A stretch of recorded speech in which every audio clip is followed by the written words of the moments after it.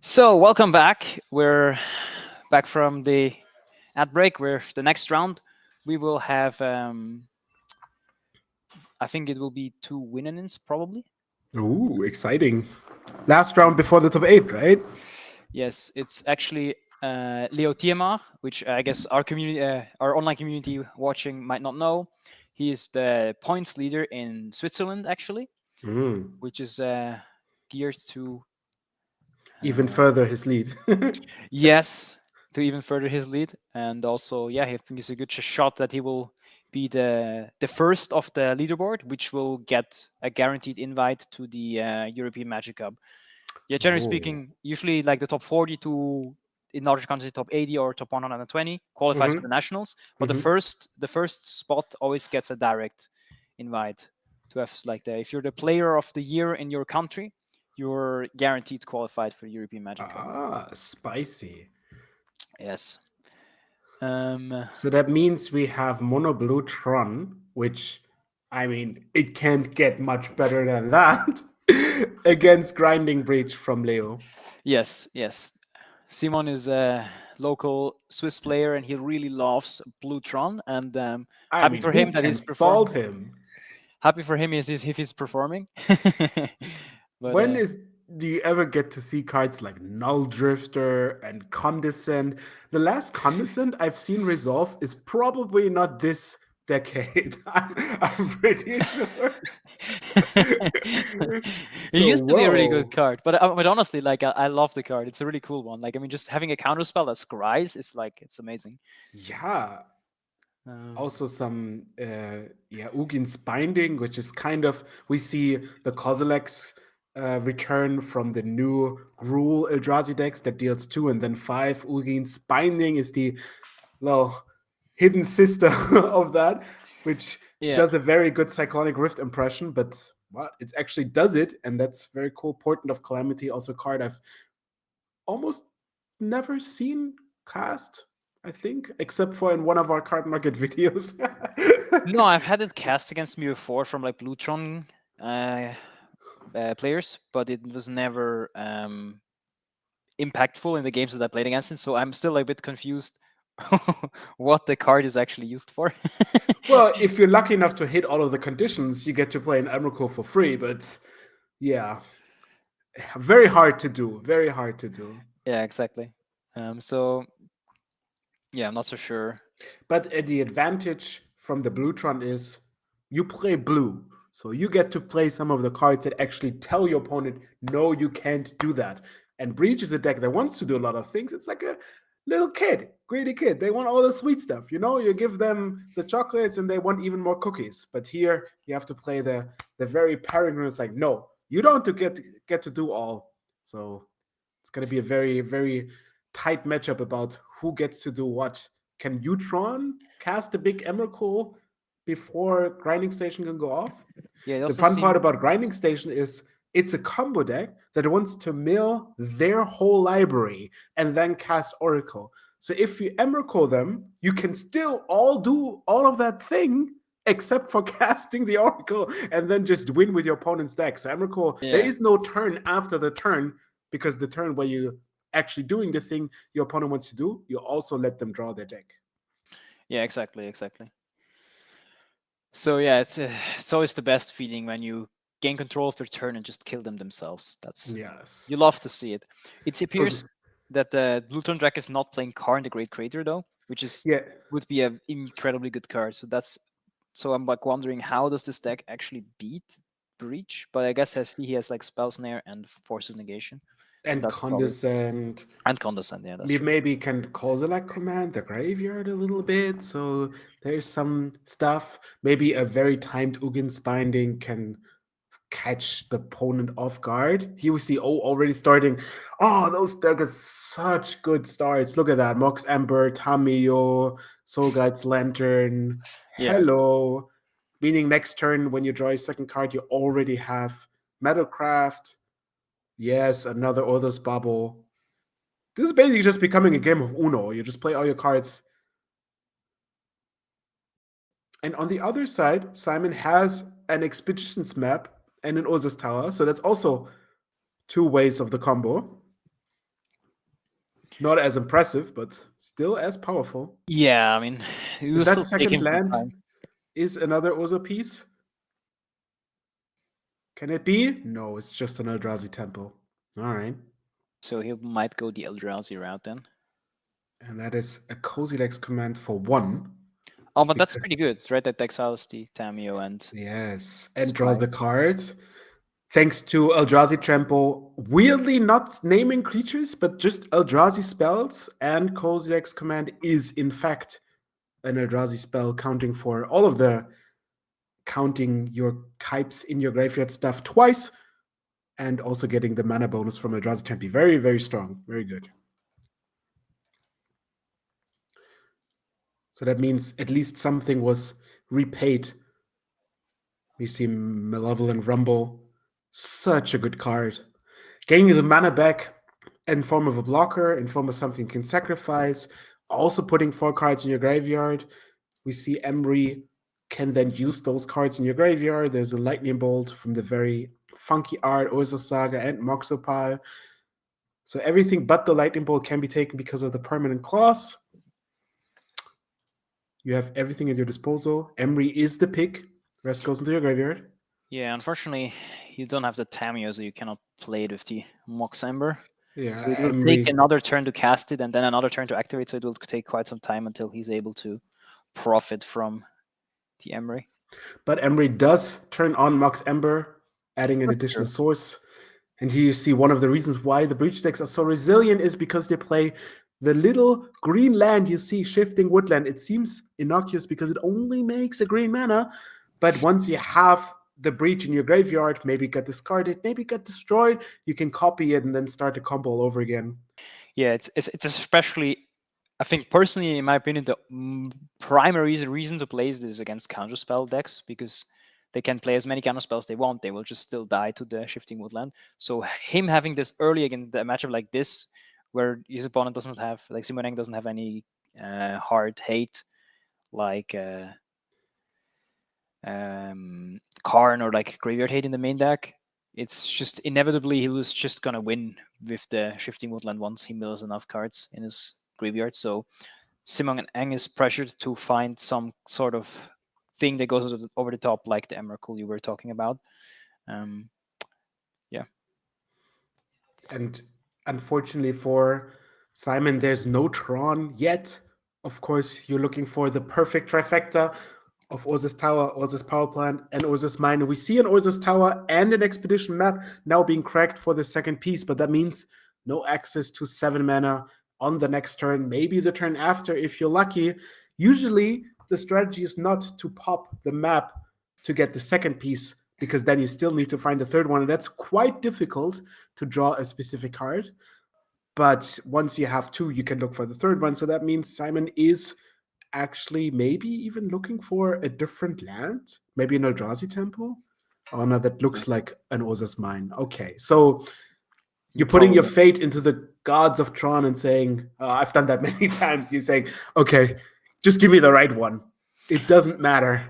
Yeah, true. I mean, I remember you're the Tron player yourself, right? You won a Pro Tour with Tron. Exactly. But it's a green. It was a green Tron deck, not a blue It Tron. was green. You didn't have all of those interaction things. Your interaction was the Karn and the Ulamogs. That's all you needed.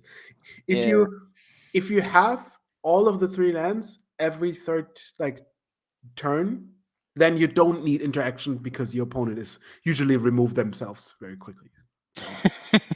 You remove it. Do they remove themselves or do you remove them? That's the Yeah, question. just playing blue kind of shows that you're already not believing in the power of drawing those lands, and then like, why do you play permission? You just play your lands that tap for 1 mana. No, you need to draw it, and that's much better.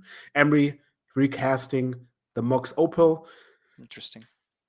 newly added to Modern back again after it was banned. Good or bad? Well, you decide. For now, I would say Leo thinks it's very good. It made him to a 4-1-1 round 7 score, and now adds another mana for basically no cost. Emery is very happy. And There's a it's going to breach. be an Underworld Breach. So this is the engine. Underworld Breach. We saw a grinding station in the graveyard. Can you do anything? Spell Snare. All right. Yeah, but that means the breach goes to the graveyard. it would have been great to see the force of negation here to exile the breach, because then you cannot replay it immediately with the shifting woodland. But now I think, yeah, so Leo still needs more mana, so he can copy the breach, and then or is he copying it at the moment? He If you seems to be copying find right now, but that sounds a bit crazy to me because I don't think you can get there somehow. if you find 0 mana artifacts, the interesting part is the Mox Amber Oh, that's good, of course. and the Mox Opal Eye Legendary. And normally that would be a bad thing because you can only have one. But the deck actually plays of the advantage that they have to be sacrificed due to the legend rule. So you can cast Yeah. them over and over again from your graveyard. And this is exactly what Simon is now going to prevent by exiling cards from the graveyard, because you don't want that shifting woodlands to actually become a breach or use those 0 mana Um, artifacts. I mean, it's interesting. Like, I think it is actually a mistake to exile the breach. Because you want them to have a breach and then have to sacrifice it. Yeah, I It think so. becomes Because a then, copy of the breach, yes. So you have to including the line you have to sacrifice at end of Yeah, turn. exactly, exactly. So that's why I think if you take the zero drop artifact, you just still cannot play anything. I mean, it's a bit risky, but I think if you take the station, the chance of losing is relatively low because you only have 7 cards in the graveyard. So you can theoretically, yeah, I mean, theoretically, if you have a Mox, I guess you still lose. So maybe it's still better to do it. But Those the are the problem is, things you have to decide when you're a player. yeah, it's really tough because like just leaving the shifting woodland in play is just gonna lose you the game eventually. But And also, interestingly, Simon decided to play the Oboro instead of the mine that we know Simon had. So that meaning taking away another option to play all 3 Tron lands next turn.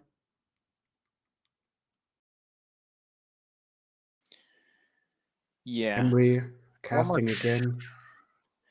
Emery's so good in this deck. Look at that. Yeah, I mean, the broken part about Emery especially is also the fact that just like putting 4 cards in the graveyard is so valuable. Like Yeah.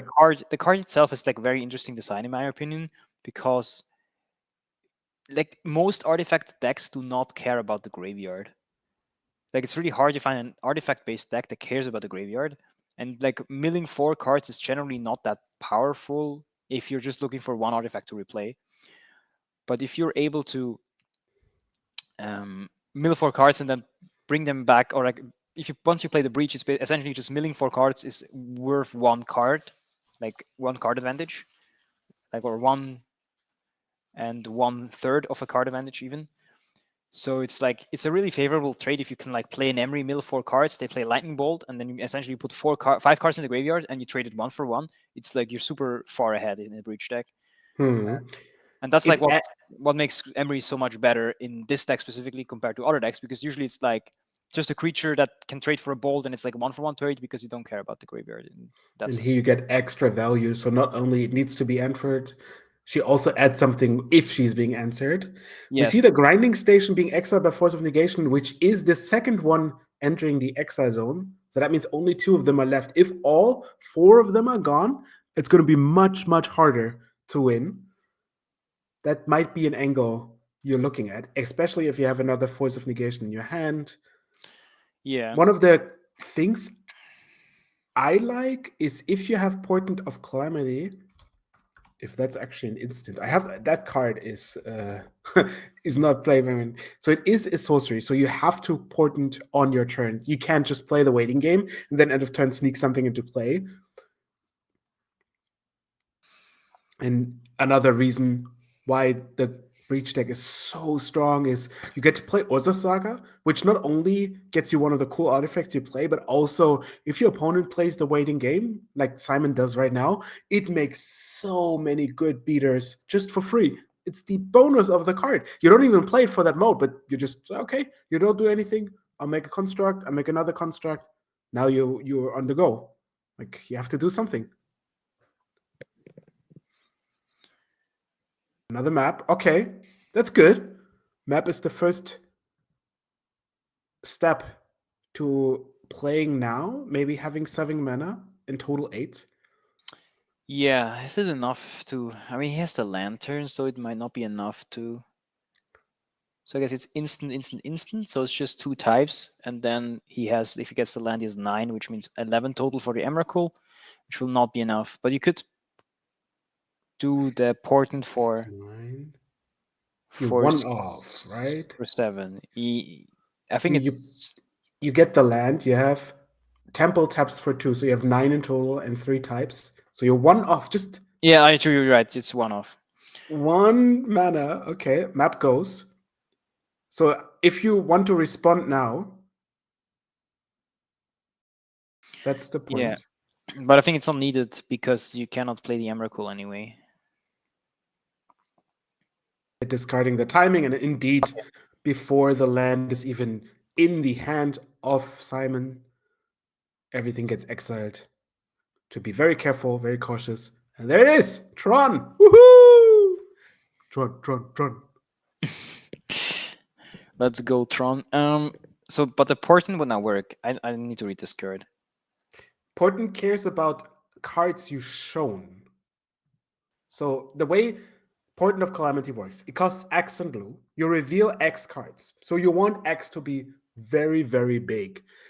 For each card type you revealed, you can choose one of them and exile it. The rest goes into your graveyard, it's just gone. And then you may cast cards from those types you exiled. And if you've exiled 4 or more different card types, you can cast those for free. So Like that all of means them. all of them. So that means if you hit a land, a creature, an instant, and a sorcery, which is kind of problematic with 4, 5, 6 cards, then you get to play the creature, probably Emrakul, hopefully Emrakul, but there are only 2 Emrakul. Maybe Ugin as a planeswalker you can also cast. Unfortunately, Ugin not very good against the breach deck. Sorcery, speed, exile, not going to do it. So you have to be very careful and very sure. Yeah, makes sense. Makes sense. But yeah, I would be really excited to see this card, the Portent of Calamity, be played next turn. A question for you, since I'm looking at the deck list. Theo decided to not run the Thassa's Oracle, but instead runs Grapeshot, which is the Storm card that deals 1 damage. It has the same effect. Once you're in the combo, you can choose how you win. But what are the differences of choosing Grapeshot over Oracle? Well, it's a quite complicated question. But You essentially, have 5 minutes. So primarily the reason is because it allows you to play around things like Relic of Progenitus, the Thassa's Oracle. Like if you've like, let's say 7, 8 cards in the graveyard, you can basically as at the moment where you tap the station to sack an artifact to mill 3 lands or 3 cards, and if the mill reveals a Thassa's Oracle, you immediately cast it, so they cannot exile it, and then you continue the milling until you find the Ether Spellbomb or like a Sing in the Stupor. Then you play that to bounce the Thassa's Oracle. And if you do this, and you also have like 1 or 2 extra artifacts lying around to sacrifice, and ideally one to play from that you can play from your hand, you're actually able to dodge the Graveyard Hate this way. That's the primary reason why Thassa's Oracle is better, but also sometimes you just don't have enough storm count to win with Grapeshot because you don't have enough cards. Because like you very often need to cast the Grapeshot twice and the Thassa's Oracle only once. So those are basically the arguments to why you should play Thassa's Oracle, because it just sometimes wins matches that you cannot win otherwise. And the advantage of the Grapeshot is just that it's a better card in some matchups, right? You can kill like tokens and from Boros Energy and like hate pieces sometimes even, and that's kind of the upside of playing the Grapeshot. Yeah. So for now, the tournament, the big modern tournament next week, happening in Utrecht, where you of course can also gain points for the Unity League. For everybody who's playing Breach, would you play right now Oracle or Grapeshot? Let us know in the chat. Oh yeah, Bartek is right. You can bounce your own Oracle with the Stupor. That's true. So it's actually, you're right. It's only Ether Spellbind in this case. Or if you play a Bolt, you can bolt your own Oracle and do the same trick. Like a last spell, you bolt your Oracle and then replay it. but it's quite complicated to do it. And So here we the best. see Leo actually going through the motions now. There's an Underworld Breach, the Mox Ember sacrificing, replacing itself, making the mana. There seems to be no permission in Simon's hand, or it's not important quite yet, because Underworld Breach is about to be cast. Here we see another replacement Mox from Emery, gaining another mana. Yes, Mox Ember replaces. So there's 2 floating mana, in total now 4 mana. No, 3. Undo, undo, undo. He's like, oh, oops, I don't have enough artifacts. Yes. Did you make red mana? There is no red mana. Yeah, so might be a slight misstep here from Leo. Oz's Saga is only enchantment, doesn't count as an artifact, could make an artifact, but as of now is tapped. So that might be a bit of an awkward pause, and then yeah, okay, I guess it's your turn. And then we might actually get to the point, yeah, mana's gone, where Simon can maybe resolve an Emrakul. Look at that. If there's a tower, that's 9, 7, 9, 11, 14 mana. 14! Just natural mana. 7, yes, 9, 11. Ding, ding, ding, ding, ding, ding, ding. I've heard you have a breach in your hand. Hello, sir. Can I please kill you with your own cards? One of the most fun things is when you play a combo deck. That's happened to me when I was playing KCI, and your opponent takes your turn and then looks at you and says like, I know you're dead. You know you're dead, but could you please do it for me, because I don't know how this deck works. So you just have to do some. Yeah, I mean, breach is kind of an easy deck, right? You go for, oh, I play the grinding station, the breach. That's kind of yeah, like but two of the story. stations are already exiled, so it's kind of tough. But I mean, you can just play the breach, exile the whole graveyard, and make mana that is irrelevant, and then you're probably going to win. There's also Tamio having an infinite amount of abilities left to use. One of them is a regrow ability. So yeah, look at that. Yeah, look at that. It's like now we have to work together to find a way. You're like, this is the 180-degree shift. You're looking at the whole game. How do I get to combo? And now you think of your opponent. Oh, please, I hope I can't combo. There's another Tamio sinking the stupor. So the Oza Saga is resolving. This is looking for an artifact cost 0 or 1 and put it into play. This is happening after the draw step. And then, since you have every possible information and decision your opponent's turn, you can get to look at the library. Technically, if you wanted to, you can even look at their sideboard. That's allowed. Looking at the sideboard is an action you can do as a player. Didn't they? I think they changed this rule, didn't they? I Is think you that? can. Let's ask the chat, but I think you can no longer look at the sideboard when you control your opponent's turn. That would be interesting. I think they changed the rule once Emrakul came out. I think so. It's yeah. But I used to play Blue-Tron in the past, and it was always great to play the Mindslaver on them. You're like, can I have a look at your sideboard? And like a lot of my opponents wouldn't even believe that it is possible. It is not very intuitive, no, because the sideboard doesn't seem inherently part of the game. But since cards like Cunning Wish or Karn access your sideboard. Yes. I mean, of course, if you use a Karn, you can. So if you use a Karn, you can look at your opponent's sideboard. Yeah, then you must, I think. Otherwise, it doesn't make any sense. But I guess the you shuffle your opponent's sideboard and just throw it at random because they can't make a decision. Yes. Okay. So Simon, show us.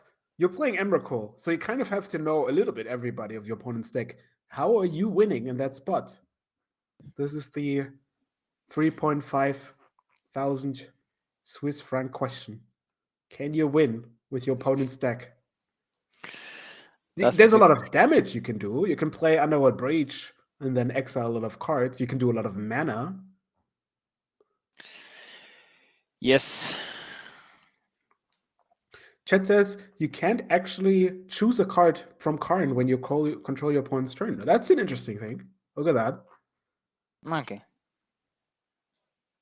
You can get something from exile, but not sideboard. Okay, Funky. interesting. So that's how I did it. You ruled it.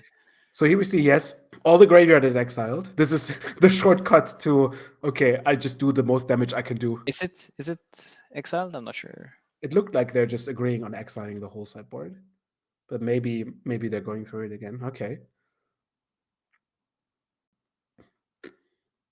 Yeah, okay, one exile. Yeah, I mean, he must be like really confused. And then does he like try to win then?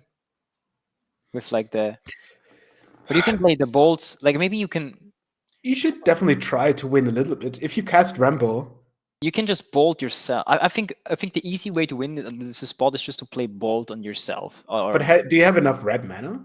I think you would have if you would have done it correctly. I think If you just choose Mox Opal the whole time. yeah, you need to play one other artifact, then you just play Mox Opal, and you already have one in the hand, and you have one red mana in play already. So this means with the Opal in hand and the one in play, and with the land you already have 3 red mana.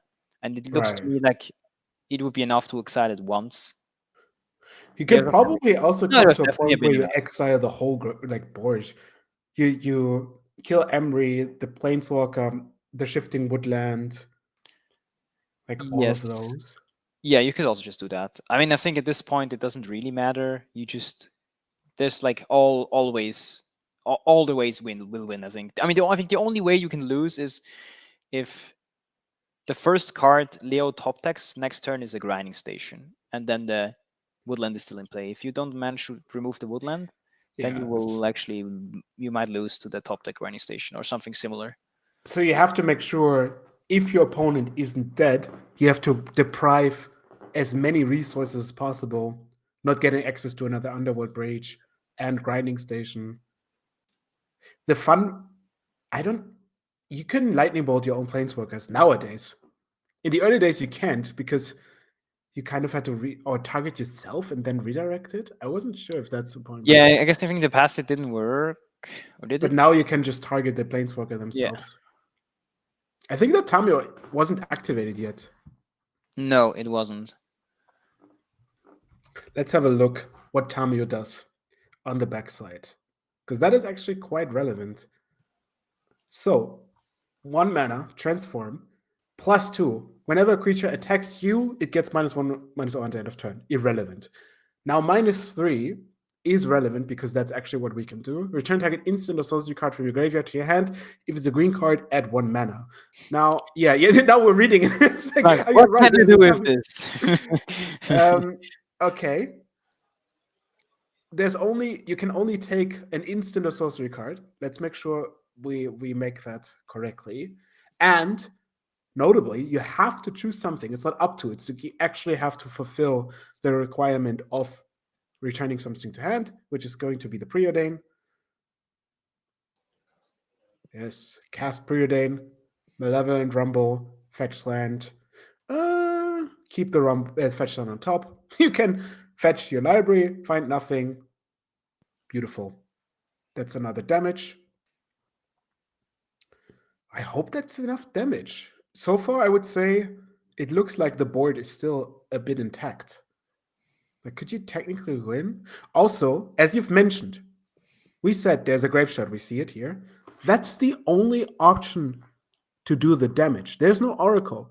So at one point, your opponent's library gets way too thin to do actually 20 spells. Exactly. I mean, this is the other downside with the grapefruit, which is also another reason why I like to play the oracle. And the third reason actually is also like sometimes you play against mill, and against mill, like sometimes you just win with oracle. Like you just naturally kill people with just like milling yourself with a few stations. Like the breach gets surgical, you play a bunch of emeries, and then like at some point you draw the oracle and you just win by milling yourself naturally. So yeah, this would be something that's like close to possible now, but like since you have the grape shot, it's just yeah, you can't. I think it's not possible to win anymore. One of the little tricks with grape shot you can do is you can sink into stupor your grape shot, getting the benefits of the stone triggers, but then casting grape shot again. So that might even be helpful if you have a storm code of, let's say, 8. Then you could get up to the actual need at this point. Okay, so question is that enough damage done? End of turn, Underworld Breach is going to get sacrificed, which is But quite relevant because there's a shifting woodland. I think this is still very possible. yeah, I think if it was a station, I think it's a win. But we'll see. We have to see if the amount of cards is enough. Tamio is not very helpful because it's only with one counter. The other Tamio, luckily also, depending on what follows up, Emrakul isn't yet enough. One of the metrics where you end your opponent's turn should have been to make them end on a life total where they are dead to the hit of your Emrakul, which That's seems true, to yeah. be, I think, 11, considering, oh no, 12, considering Cameo gives -1. So one more lightning bolt should have been cast. Maybe two more even because Tamio can block. All Yeah. right, what you can do? Can you do 15 damage? Cast another Emrakul, maybe. Yeah, I mean, if you have like a counterspell or something at this point, it will just be enough, I think. I guess that's not necessarily true because you can copy the breach All right, and let's play the see. station. Yeah, I still think there's still ways for Leo to win out of this position. Expedition map that can get another Otavara if it's not on the battlefield. Blast zone for 1 also is an option, which would remove 3 permanents, notably an artifact to remove Metalcraft, but nothing is going on. Can you do it? Attack with Tamio. Make the clue. And then draw a card. That's the second card for the turn. If you manage to find a third card, you can use the regrow ability of the Planeswalker.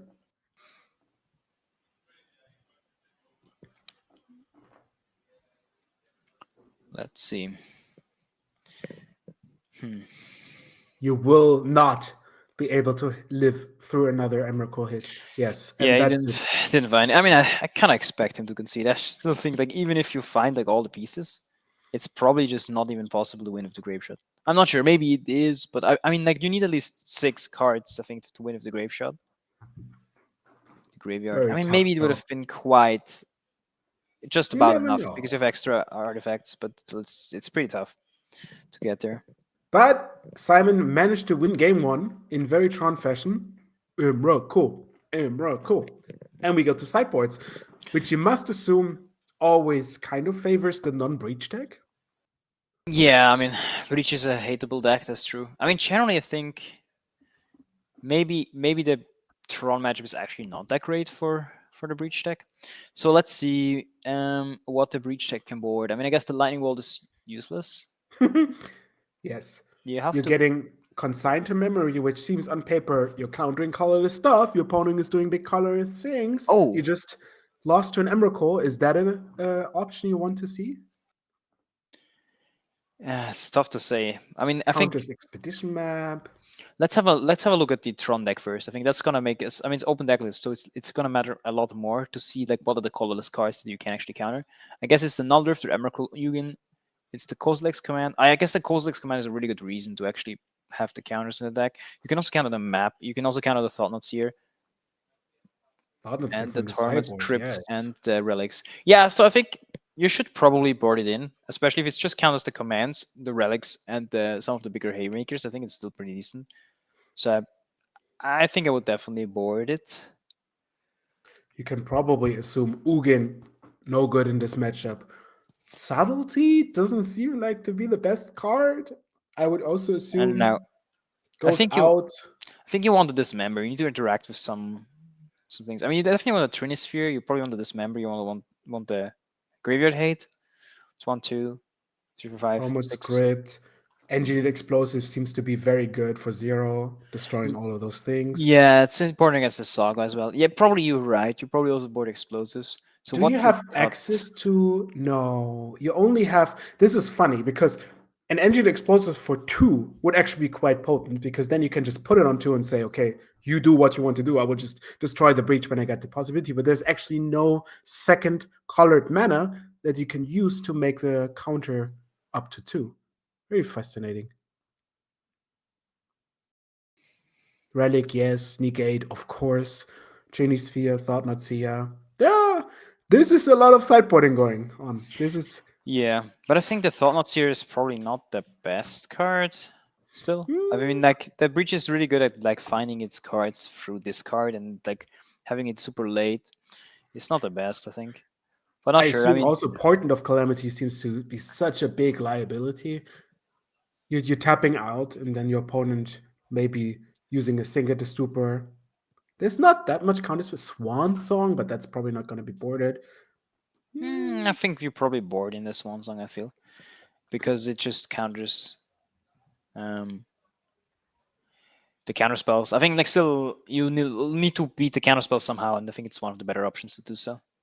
So I would assume that um, you actually bring the Swan songs or the Swan song, the one definitely copy. a heavy amount of sideboarding transforming the deck. So you mentioned, and this is quite unique, we're playing with open deck lists, meaning both players get to see before the round and during sideboarding your opponent's deck list, what they board, how much they play of anything.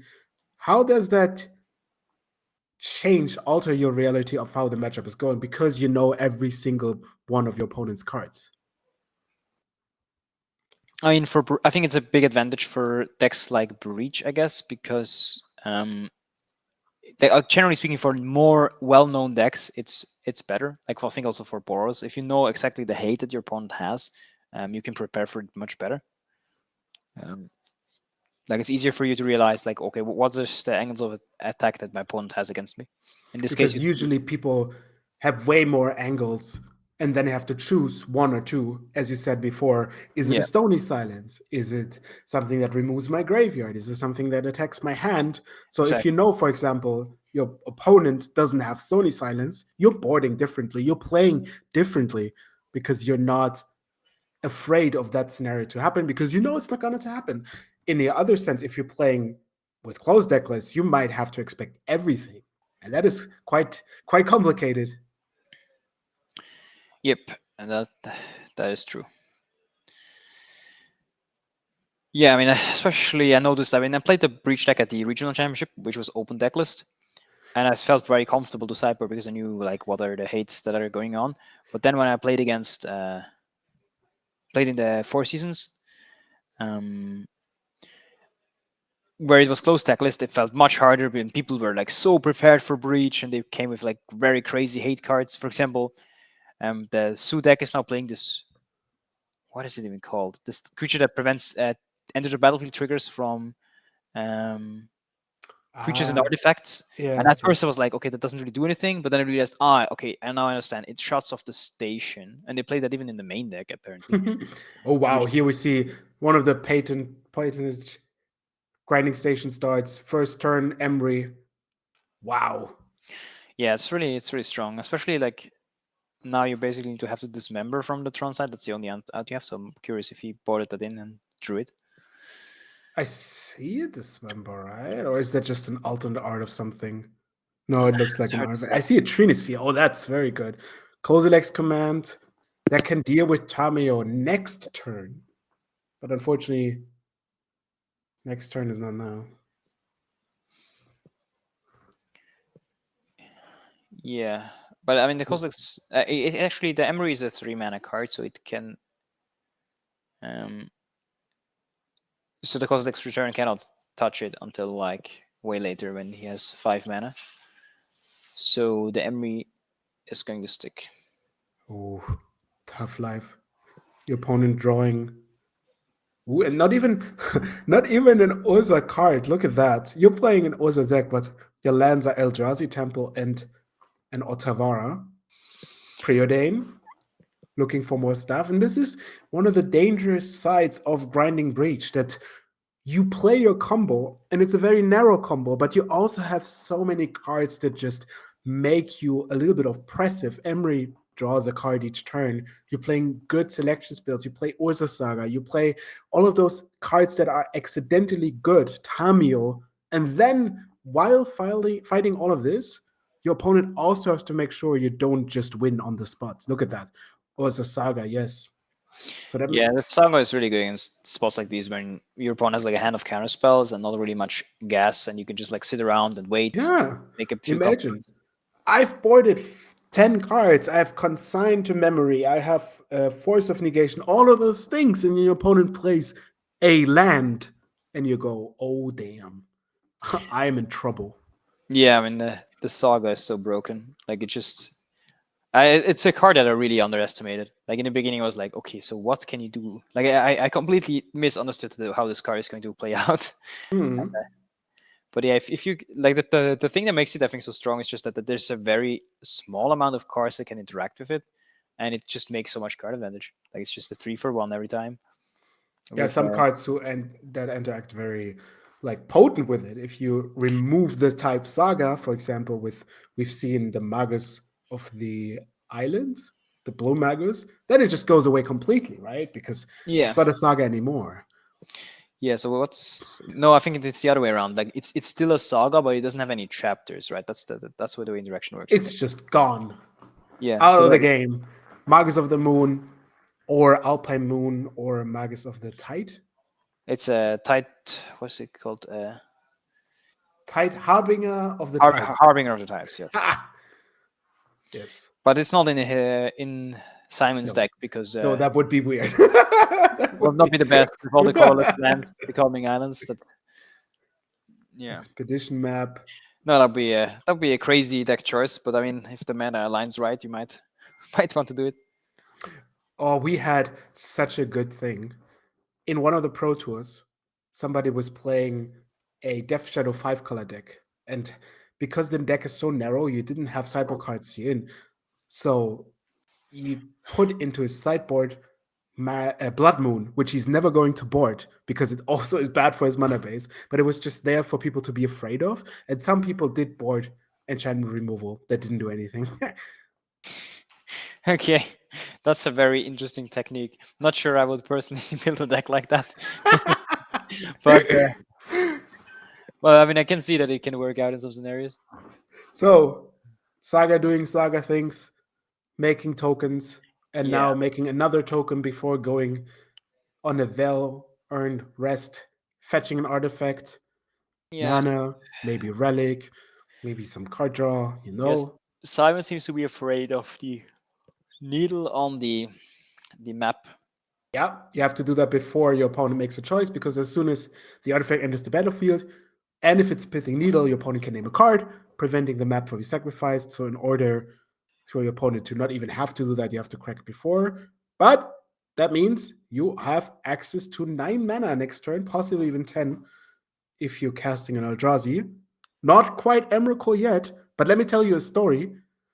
If you're casting that Cozy Legs command for 0, which you can, because you have 2 mana from your temple, that adds 2 more types to your graveyard.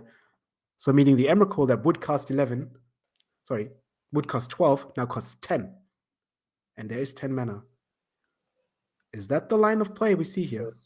Yeah, so it's I 10. see a Cozy Legs command. Let's see. Is there an Emrakul, and does Simon see the line? Oh, wow, that's an attack for an 6. Whoops. Yeah, constructs are just so crazy. I mean, especially like in the past, in the previous saga lists that I played, you didn't have like that many artifacts, Oh. so it was like quite hard to. Wait. Cozy Legs command has this mean thing that it can't be 0, right? Is that true? Oh yeah, I think that's right. Yeah, it cannot be 0. Oh, that is such a sad line. Because otherwise you could also exile the token. But Wait, or is it? No, I think it can be 0. I thought you can just cycle oh it. no, it can be 0. So you could be for 0, yes. You could Because just otherwise it would also 0. exile the token, right? Because because it has a mana value of 0. Yeah, that's pretty good actually. If you exile a token and draw a card, it's pretty decent for tapping a Eldrazi temple. Yeah, I wonder if that would have been just to play even without the Emrakul. Probably, yeah. I mean, at Uh-huh. this point, you're just. I mean, like next turn, if Leo plays like a few more artifacts, it will just be lethal. I mean, or is it already? No, it just needs one more artifact, and then it will be lethal. But then you Oh, no, have to assume that the Kozilek command is coming off. That's a spell snare. At this point, you're just knowing what your opponent draws because you're popping the bubble every turn. Emery keeps flashing back the bubbles. Super potent. Yeah, so I guess this artifact number 6, which is 12 damage. It's not responding. And then Emery is going to target the bubble. Bubble is being played. One more artifact to potentially close the game. Maybe. No, just an attack for 12. But you have to be afraid. You can't let that happen. There are lightning bolts. They might not be in the deck anymore, but you can't risk it. Cozy Legs command for 1 is going to exile one of the tokens. Oh no, that's an Ugit's Binding. Okay, and that is the Cozy Legs command. Yes. And look at that. Because the command costs 8 in total, you're triggering the Uggin's Binding. Oh. Oh, that is mean. Consign to memory counts the command and the Uggin's Binding trigger. Yeah. Rude. That's exactly what I was talking about before. I mean, I think this just the Cosmix command is just a really strong card against the breach deck. So like just having the consigns to just counter the Cosmix command is like incredibly powerful Yes. effect. And here you would have gotten the binding trigger for free, but not gonna happen. Rough. Let's see. Any point now, Simon can draw an Emrakul, and the game is wide open. Probably even 1, depending on what Leo's hand is.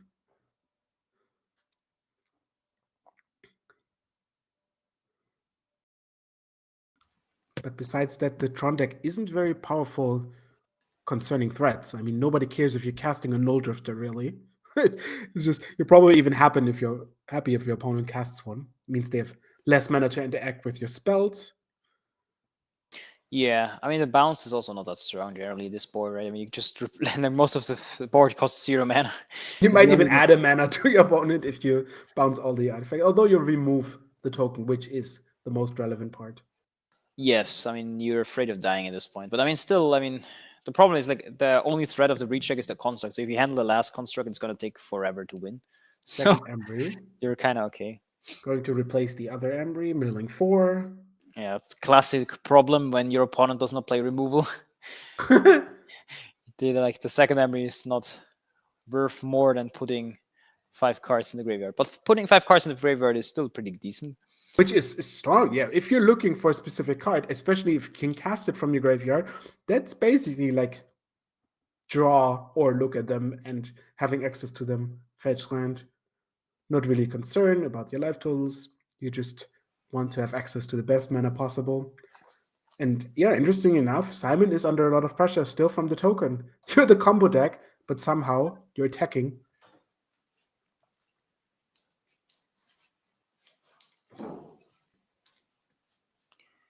No. So I'm wondering what their plans is right now. So I guess Simon must be wanting to cast Emrakul. Like, yes, the problem is just if you get got by the consign to memory, it's problematic. Like you have to keep up the mana to counter stuff as well. Do not die. Oh, I know what the plan is. We're going for it now. Yeah. So, but yeah. But he has a force. There's the portent exiled. I think that's the number 1 use of the portent. It's going to be exiled. Yeah, that's force fair. negation. That makes it pretty decent. But yeah, I mean, like the portent is like an interesting card anyway because it's like it's a sorcery, right? So like all of the counter spells that you hit and all the portents that you hit are not gonna be able to cast. So like, and the Kozilek's command is also not being able to cast. So what do you even cast with it? Like just the Emrakul? Yeah, and then even if you cast the portent and resolves, the Emrakul might be countered from the consign to memory. Yeah, of course. So that's annoying. Oh, okay. Here you have an Emrakul. This is going to cause a trigger, and you can counter only one, either the Emrakul or the trigger, and that's game. Look at that. No, it's not game. It's the Yugen's binding. I mean, I got a little bit ahead of myself. But maybe that's just. But it might be game anyway. But yeah, it is funny. Nature's Claim, lots of artifacts, 2 breaches, a Jace, Wield of Mysteries. Oh, that's interesting. Draw a card. And a needle. Needle. That Oh, is whoa, also whoa. great. Let me needle my own grinding station. Yeah. There's a But I think, grape shot. I mean, yeah, I think if he plays perfectly again, then I think again he has lethal. But let's see what he yeah. has. I think, That's just magic in a nutshell. If you play perfectly, you have lethal. yeah, but I think from here there's definitely like a puzzle combination that will allow you to have a lethal combination. Yeah, you heard it here first. If you play magic correctly and you have lethal, that's every game of magic. Yes, if you. So how much harm can we do? You have to also like some of the cards are on paper beneficial. Like if you cast an Embry, you've cast an Embry for your opponent. Even though you look at some more options for yourself, you kind of want to do the most damage possible. There's a Nature's Claim. Okay, we're casting Moxes. Good. There's 2 Storm Moxes. count. Storm count 2. Please keep track of your spells. Yes, I think you can do it. Right. Okay, there's an Emery. It's already That 3. turns on the Mox Ember. There's a station. Yeah, I mean it must be lethal, but let's see if you Oh, can. Station, yeah. So you can cast now Underworld Breach and Station. You know what the biggest downside of the grape shot is? It can kill yourself when you're under Emrakul luck. It can't? It can. Yeah, Yes. it can. Yeah, but I'm And just that's the joking. GG. I'm just joking. Yes. But yeah, Simon Tron, Mono Blue Tron goes to yeah, it's 5 crazy 1 that and we 1.